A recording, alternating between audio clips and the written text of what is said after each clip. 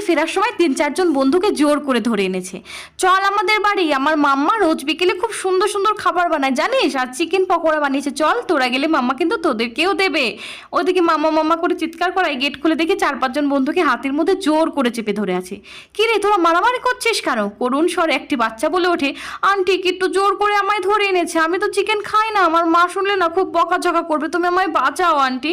হাসতে হাসতে পেট ব্যথা, চল তোরা সব ভেতরে। কিন্তু আমি পড়ে গেছি ভীষণ টেনশনে, একটি বাচ্চা তো চিকেন খায় না, কি করি? সেই মজার গল্পটি অন্য একদিন শেয়ার করব।